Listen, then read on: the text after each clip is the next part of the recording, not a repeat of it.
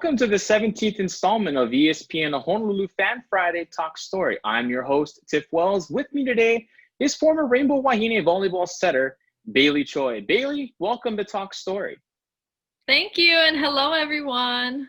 It sure has been a while, Bailey. Now let's go back. Who or what got you into the sport of volleyball? Oh gosh.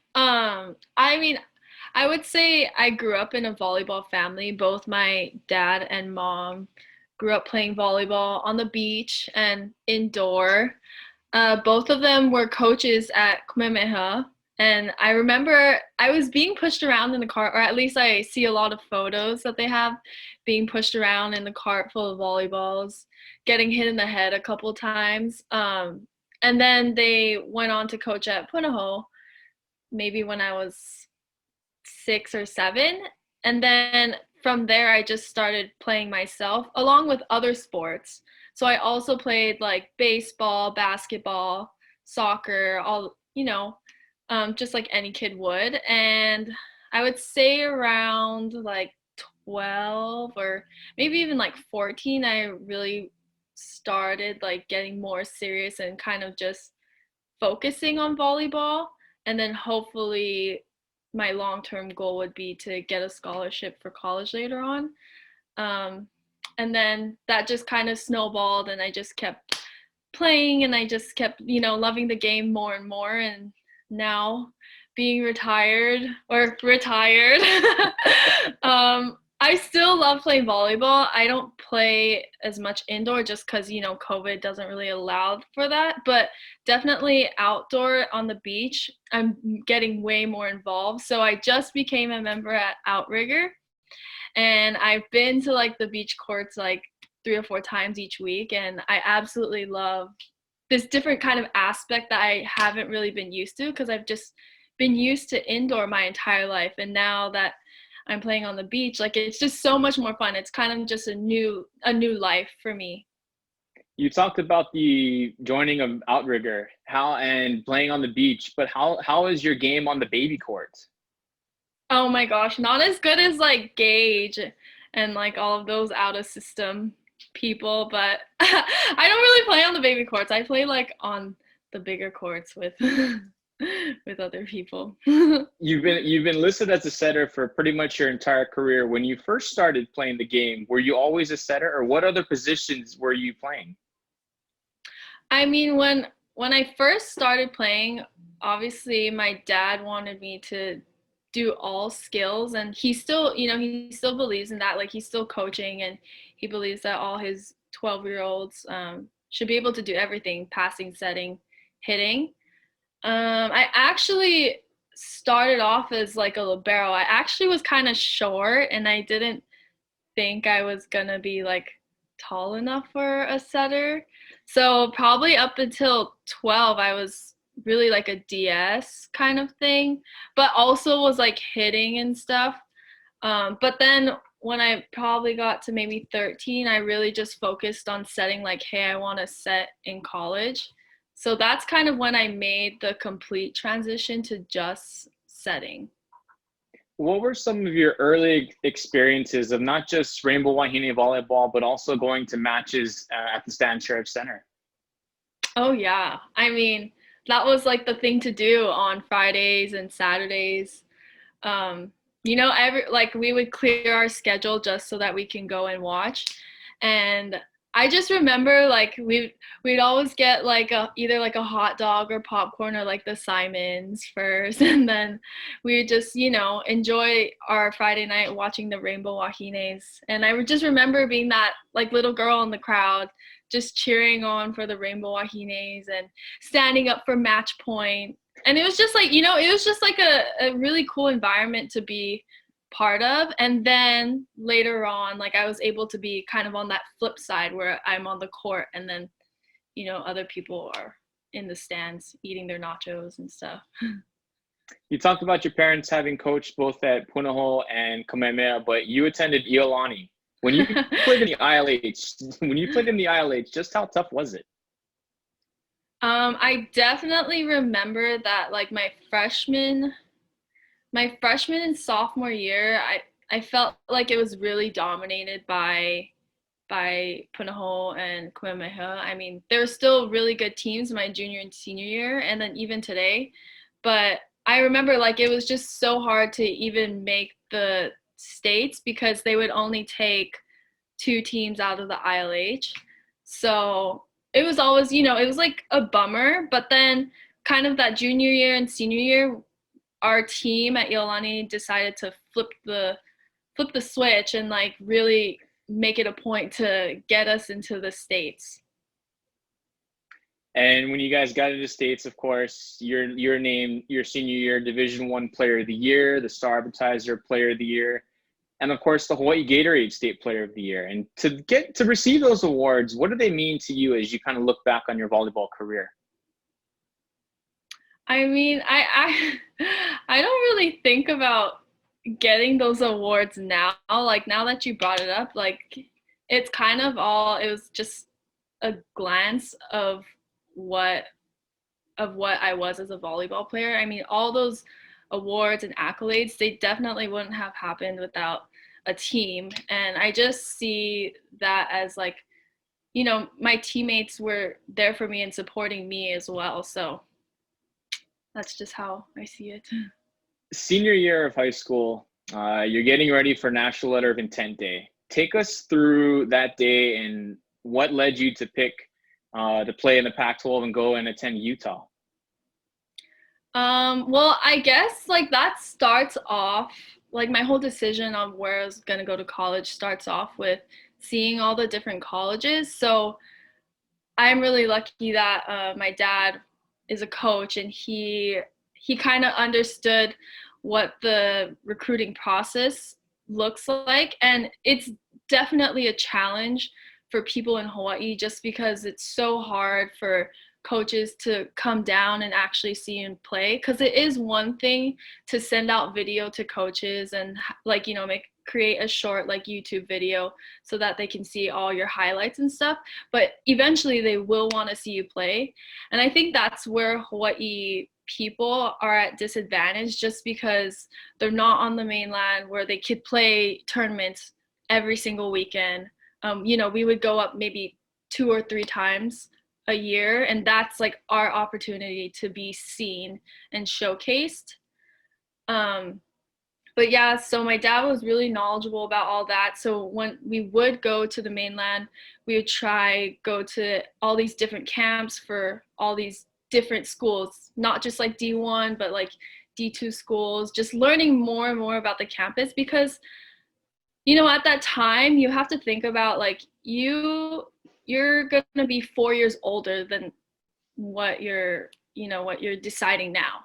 So to be able to predict or like understand who you are as a person 4 years from now, and like you're just like a high schooler, it's really hard. So I'm just happy that, and I'm really lucky that I had parents that were able to kind of guide me along the way, because I definitely could not have done that myself. But yeah, so on those trips we'd also do like college campus tours, and like just like I did for school here, you have to really see like, how do I feel? Is this environment feel right to me? Do I see myself here? And when I went to Utah, I definitely felt like, it kind of reminded me of home, despite the snow and stuff like that. But the people there were really nice. The campus was absolutely beautiful, and all the facilities and the help that you got, there's no way that you couldn't succeed over there. And I'm just really happy that I had people supporting me throughout my journey to get to that place. Was there any piece of advice or one that you really took from Mom Terry and Dad Barney once they left and you were kind of on your own in Salt Lake City? Yeah, I mean, they definitely just said like, stay true to myself. I really took that to heart, just because there's a lot of different factors, a lot of other variables in the picture now, and I'm on my own, and I may not have them there like all the time, but I kind of have their voice in the back of my head and knowing what's right and what's wrong kind of thing. But at the end of the day, like, just remember who you are as a person, how you're brought up, and what values you have. And if those values still hold true, then you can't go wrong. It's called the Conference of Champions, and to play in the Pac-12, what did it mean to you, and just how tough was the Pac-12? Oh gosh, yeah. I mean, every single weekend was a great game. I mean, Stanford, they won 3 out of the 4 years, and they were, so like Catherine Plummer, Jenna Gray, they're all in my recruiting class. And I just remember, like, I mean, they're the best of the best in Pac-12, and it's just always fun. You always have to be like on your toes. You always have to prepare. Like with the quick turnaround, you have to prepare. And it was just a lot of fun to be part of and have that exciting game every single time. Your high school coach, you mentioned Iolani, of course, Kano Obri. He's a BYU alum. And when you told him you'd be playing at Utah, how did he feel? And did he joke about a rivalry or say, I won't root for you or anything like that? Well, yeah. I mean, it was just a friendly joke, but at the end of the day, he definitely supported me throughout my entire career. And that BYU and Utah rivalry, I mean, it's something really special. Like I remember when we would go down to the Smiths Fieldhouse my freshman year. Oh my gosh, it was crazy because I have this one picture where I'm serving on the back or getting ready to serve, and then the student crowd like literally could touch me. Like they just reach out their hand and they could like touch me. So I just remember all of that. But they have some really good fans. They're lucky.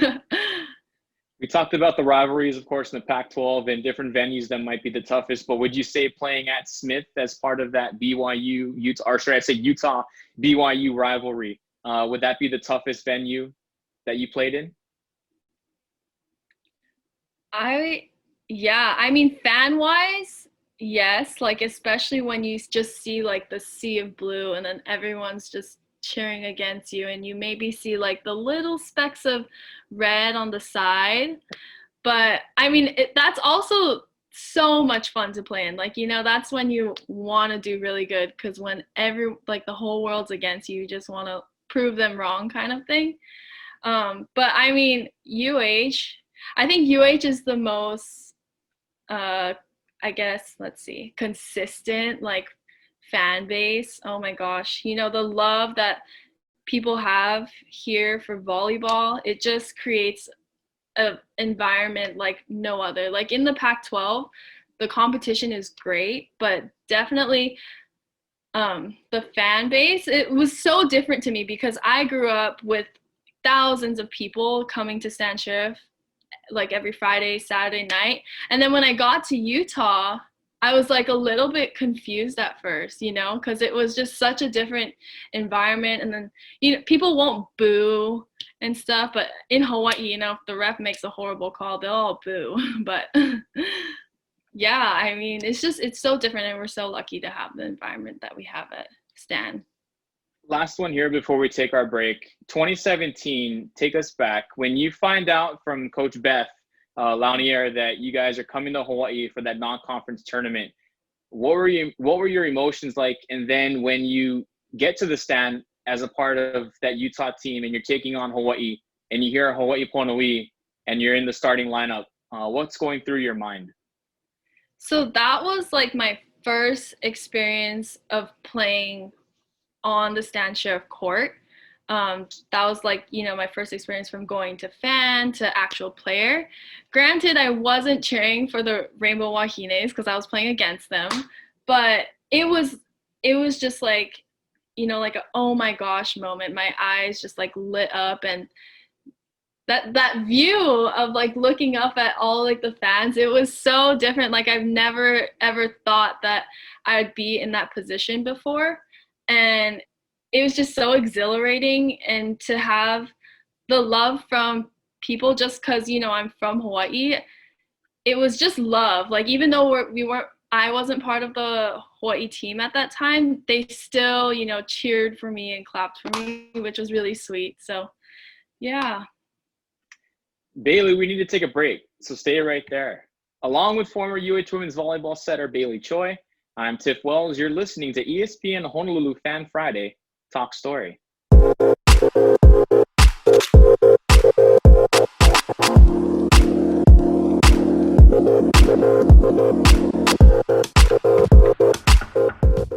Welcome back to episode 17 of ESPN Honolulu Fan Friday Talk Story. I'm Tiff Wells. We're here with former Hawaii volleyball setter on the women's side, Bailey Choy. Now, Bailey, we spent all this time about Utah.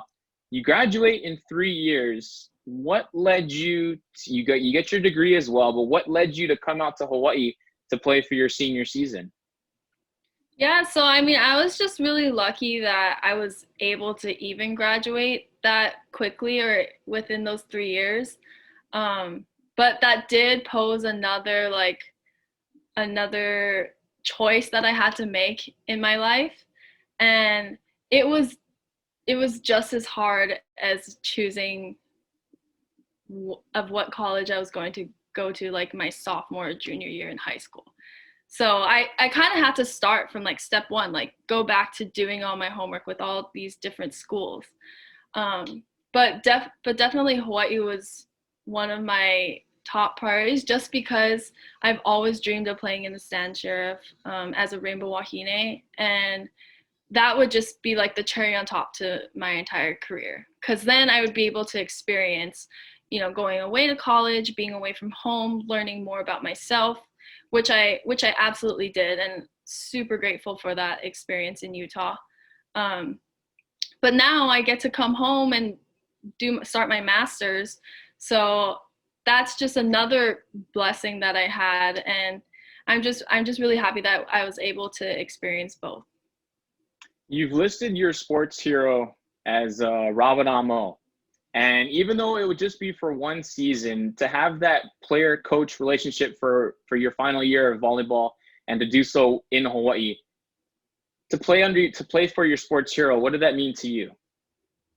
I mean, I admire Coach Rob so much. Like, not just her volleyball wise. Like she was absolutely amazing. Like I would watch every single video, even though, the quality was a little not the best, but I mean, you could see how like her hands are just so amazing. Like I had no idea how she would even set the ball. Like it doesn't even look like she touches the ball sometimes. But yeah, so not just as a player, but as a person, she definitely cares for every single player that comes through the program under her. And she really wants them to be the best person, not only the best player. And that's just something that I admire about her. And she really has to do it all right now. She is taking care of her kids, and we're just like an added on to her family kind of thing. And she just has to cope with a lot of things. So I definitely admire her for not only being a great player and a great setter with so much talent, but as a person who cares for every single person she comes in contact with. For that 2019 season, the UH had made the tournament, but had come in second place in the Big West the last couple of seasons. What were some of your expectations personally, but also as a team heading into that 2019 season? I mean, for me personally, my goal is always to do my best in making my teammates better, whoever is surrounding me better. Like if you can do that as a player in general, like in any sport, then I think you've done your job, because a team is multiple people, not just one person can do really good and then the team wins. So I think just being able to make everyone better and making the team function to the top level is any athlete's goal. But yeah, I mean, as a team, we obviously wanted that Big West championship, which we did. Like that was amazing. And then making it to NCAA's, that was just part of our goal. To ease that transition from going and playing at Utah to playing and being a Rainbow Wahine, one of your childhood friends was on the team, was a starting libero, Rika Okino. Did she help make that transition a little bit easier to become a member of this team?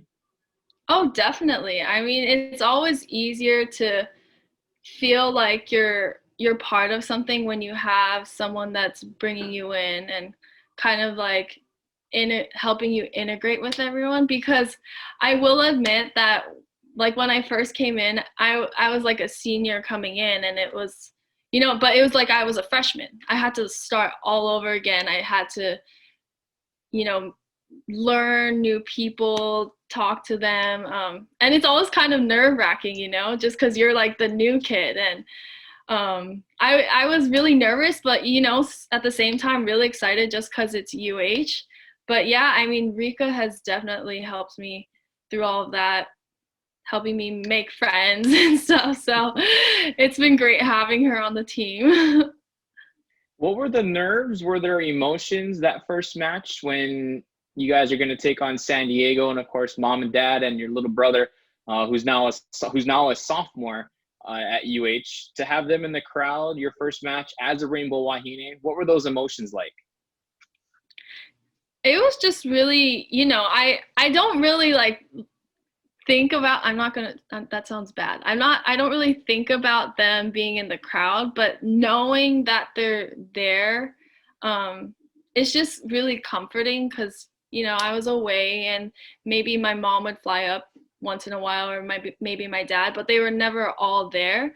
So it's just comforting to have my family in the crowd, and also like my popo for sure. Like I remember she would watch every single one of my games at the Pac-12, and for her to be able to come and watch in person, like that was like her most favorite thing to do. So it just meant a lot to me.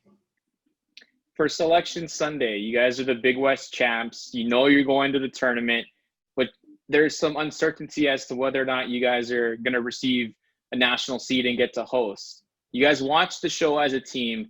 Describe what that feeling was like, what everything was going on when you guys found out that you were going to host a sub-regional. We were all at like the edge of our seats. Like we never know when our name's going to come up. Like you'd see just random names come up, and like at first we saw this like one green team. I forget what school it was, but their logo was like green, and we were like, oh, kind of thing, but false alarm. So it was just really exciting to see. And then when our name finally pops up, it kind of like takes time to process, like, oh my gosh, we're hosting kind of thing. But it's just really exciting. For those that haven't gotten to experience senior night directly, I mean, if we're fans, we go and we see it on TV, we see it in the arena, but to experience and go through a senior night firsthand, especially here in Hawaii, what do you take away from it?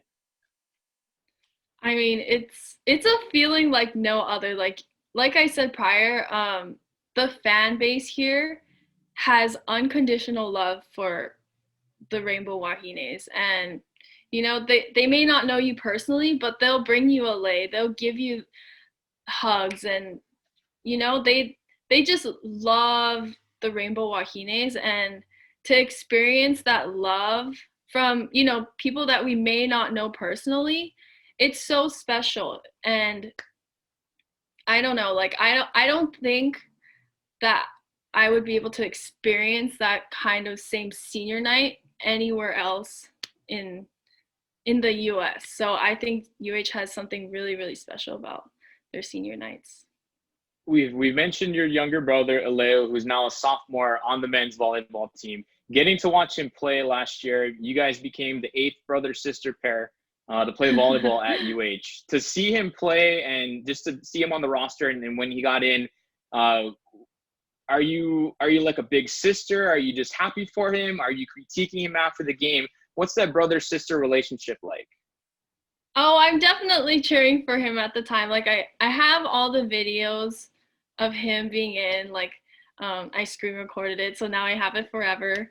But I'm not the sister that's like, oh no, you didn't do this, blah blah blah. But I give him a little like tidbits. But I mean, for the most part, I think I really admire him, just because he obviously isn't the biggest, isn't the strongest, but he definitely will give like 100% no matter what, and he'll always be supportive of all his teammates. So I truly admire him for what he does and his love for volleyball. And yeah, I'm just like that proud big sister.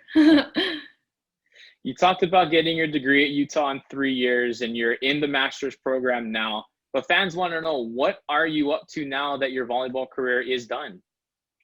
So right now I'm in my last semester of getting my master's degree, but I am working part-time with a company called Avalon. So they have a new development in Hawaii Kai, and it's a condo development. So I'm the leasing and sales agent over there, and then also I'm kind of they're a realty company as well, so or a brokerage. So I'm also kind of doing side transactions in real estate. But I'm having a lot of fun in this new stage of life. Still kind of adapting, not having to go to weights or go to practice and stuff. So I'm still trying to like create a schedule for me because that's just what I'm used to. Um, but I'm, really enjoying my life now. Do I miss volleyball? Like, of course, like I miss going to practices. I miss getting yelled at in the gym and, going to weights and seeing all my teammates. But it's a good different, and it's just another chapter in my life that is really exciting. And I still want to keep, like I said, I go to outriggers, so I still want to keep playing. I don't want to like be out of touch of volleyball completely, or get out of shape, or maybe I'm already out of shape, but maybe trying to get back into it. For those young athletes out there, whether they were part of a high school team, a youth team, or just like a park league team, and their sport was canceled due to the pandemic, what would be your message to them? I mean, my heart definitely goes out to them. Like, I I know that our senior class at UH was so lucky that the pandemic hit like literally right after we had our senior. Like, I could not imagine not having a senior night. And yeah, I mean, my heart goes out to these people just because it was their life. They're so used to being active, seeing friends. It's not just going to play volleyball. Like, it's everything that they love, and it was part of them. And for this to be all going on, they definitely have to be headstrong. So I give props to them. They're probably doing whatever it takes to get touches, whether if it's outside or out, at school courts on their own. I'm sure they're all really anxious to get back into the gym and to play. So, I mean, don't lose that faith. I I hope that this pandemic is almost over and we can finally see other people. I don't know necessarily see other people without masks, but be able to play and have their they have their future ahead of them still, and I just don't want them to lose hope of any of that. Do you have a favorite drill when, if you're at home, or for those that are setters that want to continue like their hand-eye coordination, what would be like your favorite drill at home? So well, just like some simple stuff as a setter, you could always work on your footwork. So if you lay out cones, I used to do this at Iolani with Coach Kainoa too. You would do like a fan drill. So you'd always start in the center, then you can go backwards, sidewards in like a fan. And then with a ball, like it's always nice to just toss up a ball and make sure your feet are always set right under it. Footwork is definitely key for setting. And then also just like setting against the wall. I mean, so much that you could do on your own. Granted that volleyball is a team sport, but to improve these like small technical skills and get ready for that moment to get back into the gym, definitely would help.